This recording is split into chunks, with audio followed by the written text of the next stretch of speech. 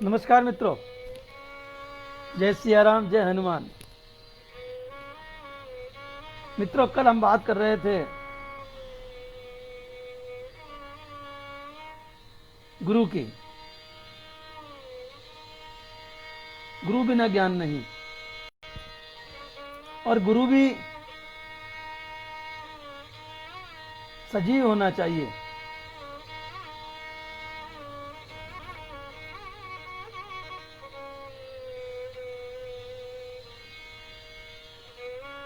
ऐसा गुरु जो हमें कुछ दे सके। गुरु के बिना ज्ञान नहीं होता। यदि गुरु नहीं है तो ज्ञान कैसे प्राप्त होगा?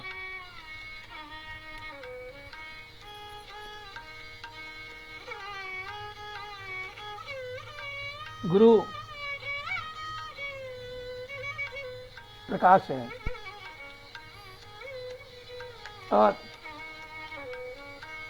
सजीवन मूर्ति के बिना लक्ष्य को नहीं साधा जा सकता है। वो जीव का बंधन है, बंधन करता है, और ये हमारा हृदय है। ऐसा संत लोग कहते हैं कि सतगुरु की सहायता के बिना मुमुक्षु को वेद और उपनिषद से भी बुद्धि नहीं आ सकती। यदि हम वेद भी पढ़ लें, पुराण भी पढ़ लें, लेकिन फिर भी यदि गुरु नहीं है तो हम उससे कुछ भी नहीं सीख सकते। हमें कुछ भी ज्ञान प्राप्त नहीं हो सकता। कितना भी मनन कर लें, फिर भी स्वयं की आत्मा रूपी ज्ञान हमें प्राप्त नहीं हो सकता। अपनी मनमानी करना ही स्वच्छंदता होती है। अपने ही हिसाब से चलना, काम करना, इसी को स्वच्छंदता कहते हैं। स्वयं ही धर्म, स्वयं ही ध्यान, स्वयं की मति से ही चलें, यही स्वच्छंदता है, यही स्वच्छंद है। और यही सबसे बड़ा क्रॉनिक रोग है, असाध्य रोग है। जहां स्वच्छंदता आती है वहां एक रोग पैदा हो जाता है। मनुष्य को कभी भी मूल आत्मा की प्राप्ति नहीं हो सकती यदि वो स्वच्छंद है तो। स्वच्छंदी को भगवान ओवरवाइज, यानी कि जरूरत से भी अधिक अक्लमंद कहते हैं। वाइज, समझदार का तो मोक्ष हो सकता है, मगर ओवरवाइज का तो यहीं पर टकरा टकरा करके गुजारा होना है। वो यहीं गुमराह होता रहेगा। जो आवश्यकता से अधिक समझदार होता है वो कभी मंजिल पर नहीं पहुंचता, क्योंकि वो खुद ही समझदार है। वो अपने आप को सबसे अधिक समझता है, सबसे ज्यादा ऊपर समझता है। और यही कारण है कि वो यहीं पर टकराएगा, आपस में टकराता रहता है, यही माथा फोड़ता रहेगा, लेकिन उसका मोक्ष नहीं होगा। तो कुछ नहीं सीख सकता। धर्म ग्रंथों को समझाने का भी उससे कोई फायदा नहीं है, क्योंकि वो अपनी अकल से ही समझता है, जबकि कुछ भी नहीं समझ पाता। बिना गुरु के ज्ञान नहीं हो सकता, नहीं मिल सकता। गुरु और शास्त्र, शास्त्र जो हैं उसके शब्द प्रज्वलित अग्नि होते हैं, और उन्हें अगर स्वयं पकड़ लेंगे, बिना ज्ञान के पकड़ लेंगे, तो हम जल जाएंगे, झुलस जाएंगे। जिस प्रकार अग्नि को पकड़ने के लिए चिमटे की आवश्यकता होती है, ज्ञान की आवश्यकता होती है कि कैसे उन अंगारों को पकड़ा जाए, वैसे ही शास्त्र के शब्दों को, जो कि अग्नि रूपी शब्द हैं, उन्हें पकड़ने के लिए गुरु रूपी ज्ञान चाहिए, गुरु रूपी चिमटा चाहिए। तभी हम उससे कुछ सीख सकते हैं और तभी वे शब्द हमारे भीतर उतर सकते हैं, वरना हम झुलसे हुए पड़े रहेंगे। शास्त्रों के शब्द जो हैं वो कई बार शब्द न होकर के शस्त्र बन जाते हैं, और वे शस्त्र हमारे लिए आत्मघाती सिद्ध होते हैं। वो हमारे लिए बहुत दुखदायी साबित होते हैं। जैसे जैसे निज कल्पना से, स्वयं बुद्धि से, निज कल्पना से शास्त्रों को पढ़ते हैं, वैसे वैसे वक्रता बढ़ती जाती है। क्योंकि गुरु बिना शब्दों का अर्थ कौन समझाएगा। ये तो वही बात हो गई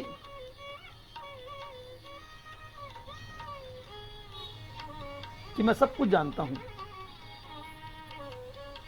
तो सब कुछ जानना एक नशा है, इसे कैफ कहते हैं। कैफ एक नशा होता है। ज्ञानी कैफी का मोक्ष कभी नहीं होता।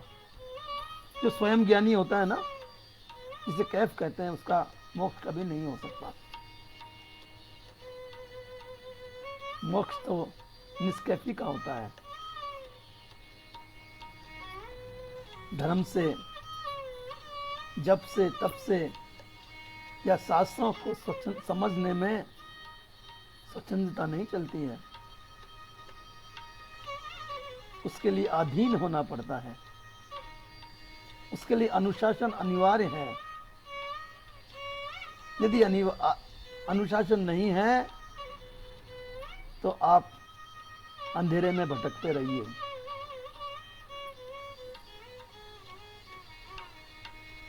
अगर गुरु नहीं है तो आप ऐसे हैं कि अपराधी भी स्वयं,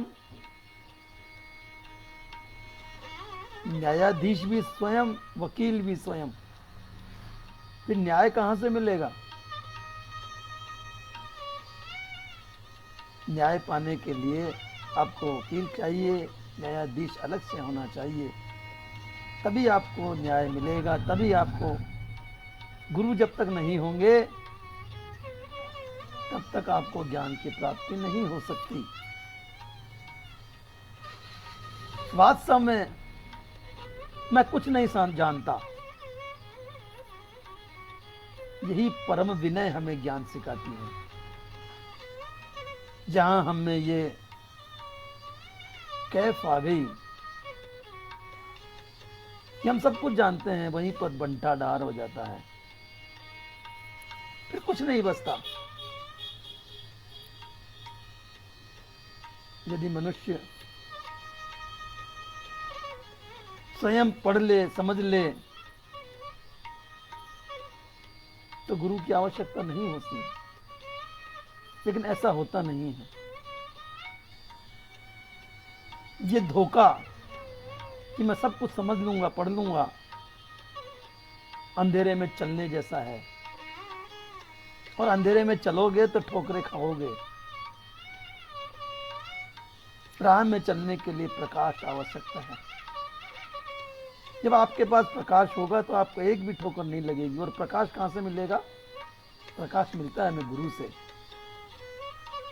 सजीव गुरु से, हमारे सामने बैठे हों ऐसे गुरु से, जिनसे हम प्रश्न कर सकें, उत्तर मिल सकें, हमारी शंकाओं का समाधान मिल सके।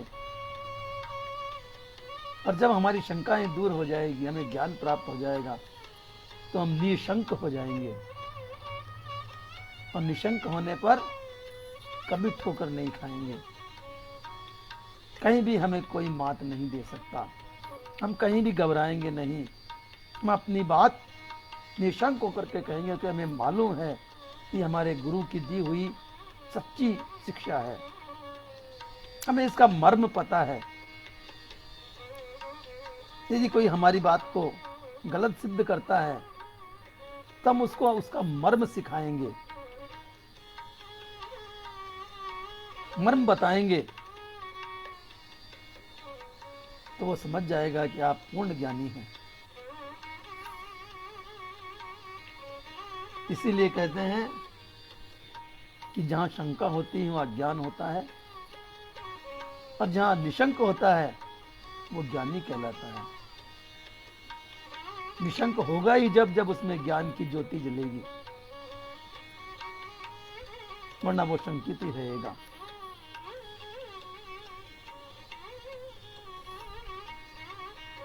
आप जो खोज रहे हैं वो आत्मा है, और आत्मा का ज्ञान हमें गुरु ही दे सकता है। आप कितना भी वेद पढ़ लीजिए, शास्त्र पढ़ लीजिए, वेदों में भी कहा गया है कि हम में केवल शब्द है, ज्ञान है, लेकिन हम ज्ञानी नहीं हैं। इस ज्ञान को समझने के लिए आपको ज्ञानी के पास जाना ही पड़ेगा, ज्ञानी की शरण लेनी ही पड़ेगी, वरना ये ज्ञान अधूरा है, शून्य है। वेद पढ़ने के बाद भी अंत में लिखा हुआ है नेति नेति। ज्ञानी के पास जाइए, ज्ञानी से सीखिए। संत कहते हैं कि और कुछ मत खोजो, और कुछ तलाश करने की आवश्यकता नहीं है। आप केवल सत्पुरुष को खोज लीजिए, ज्ञानी को खोज लीजिए, और उसके पश्चात भी आपको कुछ नहीं मिले तो हमारे पास आइए, हम आपको देंगे। मगर मित्रों, जब सत्पुरुष मिल जाता है, ज्ञानी मिल जाता है, तो वहीं पर वो उसे पूर्ण कर देता है। उसे संतों के पास जाने की आवश्यकता ही नहीं होती,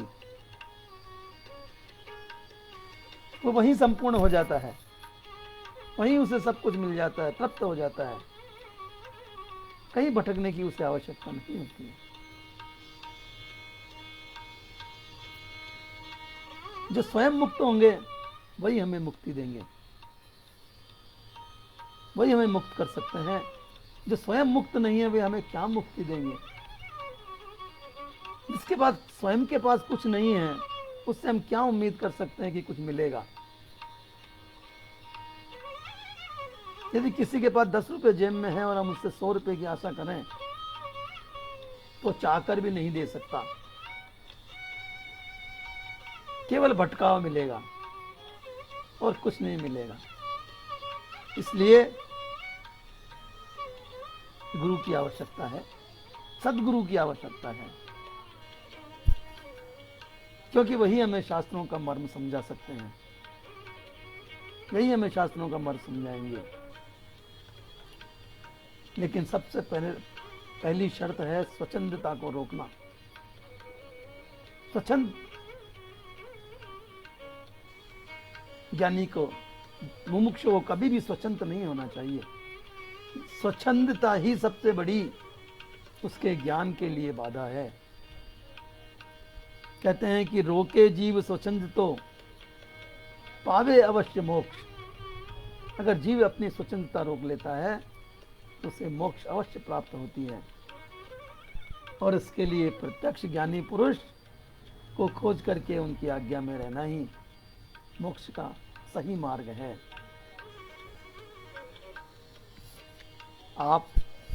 यदि आपको मोक्ष की कामना है, हमें मोक्ष की कामना है, तो सजीवन मूर्ति को खोज लीजिए।